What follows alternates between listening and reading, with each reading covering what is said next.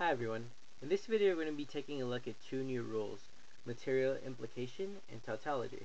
So let's get started.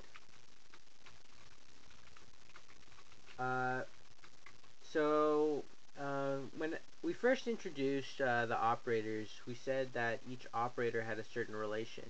The AND operator has the relation of conjunction. The OR operator has the relation of disjunction. Well, the conditional has a relation of material implication. Um, and so the material implication rule is a rule of replacement for the conditional. So the rule of replacement is if you have P or Q, then you also have not P or Q. Now, I've been wanting to introduce this rule for a while for a few reasons. One is that it explains the conditional better. So let's take a look at some of the truth values of the conditional.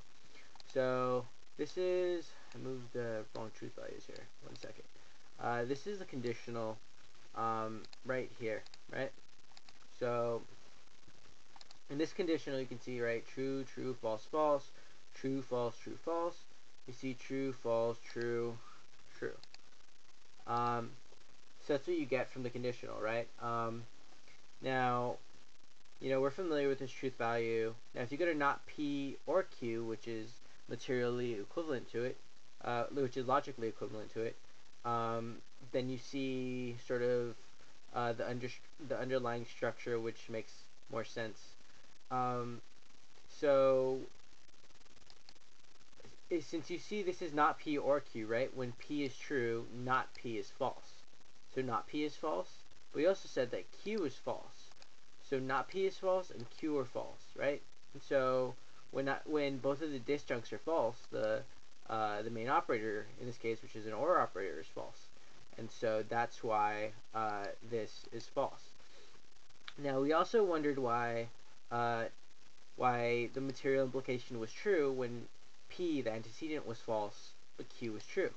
And the reason is, again, because it's an OR operator, or at least it can be reduced to it. Not P is true and Q is also true. Since it's an OR operator and at least one of them is true, it follows that it's still true. And the same thing with the last one. You know, not P is true, so even though Q is false, it's still true. So that's sort of the underlying structure behind the OR operator. But there's other stuff too, right? When we first started introducing the rules of implication, we started with rules like modus ponens and modus tollens. They're very intuitive rules. So let's take a look at those again. If you have P, then Q, P, Q, right? So this is through, I'll just justify it. This is through 1, 2, modus ponens, right? That's how you get Q. What you may not have noticed is, okay, I'll just, let's see, I'll just call this material implication, and I'll create the other argument. So, well, so this is just modus tollens, right? But since we have P then Q, we can turn it to not P or Q, right? And if we have not P or Q, which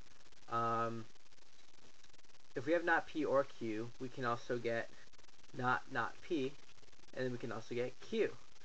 And so this is a similar way of how it works, right?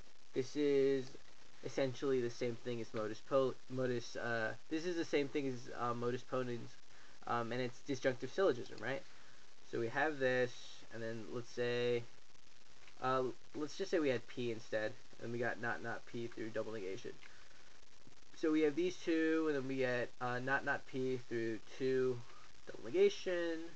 Let's justify this. And then we get Q through 1, 3 disjunctive syllogism. And the interesting thing is that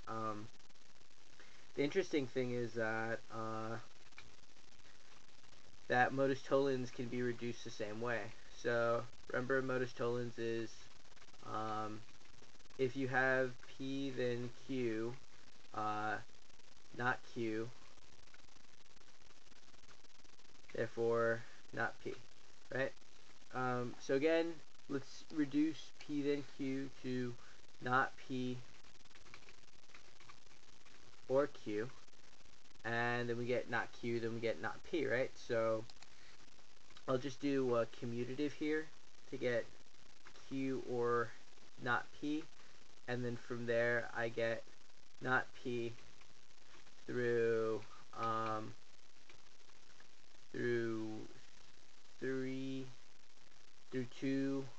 I get not p through 2 for disjunctive syllogisms. So both modus tollens and modus ponens have sort of, I guess, I guess what I'm trying to say here is that the conditional can be reduced to an OR operator, but it's like an OR operator where what we take to be the antecedent gets negated. So that's essentially what the OR can be reduced to, and modus ponens and modus tollens can both be reduced in this way. So that's material implication. So let's now that we've introduced that, let's discuss tautology. Tautology is a pretty simple rule. Tautology says if you have P or P, then you have P. And tautology says if you have P and P, then you have P. So I'm going to start with the second one. The second one's really simple, right? If you have P and P, then you get P. So all you really need to do is you can just simplify it, right? You could simplify it and you'd still get P. So that one's pretty easy. The logic behind the OR operator is, I suppose, if you have P, then you can get P or P, right? So P and P or P are the same thing. But I suppose a better way to explain it would be using truth tables.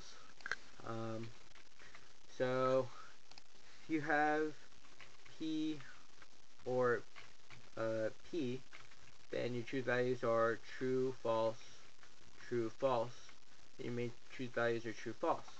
But as you can see, the truth values of P are true and false, which is also the truth value of the main operator, true and false. So P or P is logically equivalent to just P, whose truth values are true and false. And it's the same thing with P and P. So P and P, truth values again are true, false, and the truth values of the main operator are true, false, right? So then again, that also gets reduced to P, whose truth values are true and false. So that's how tautology works. Tautology is pretty simple. So now that we have these two new rules, we're going to look at some exercises doing them in the next video. See you guys then.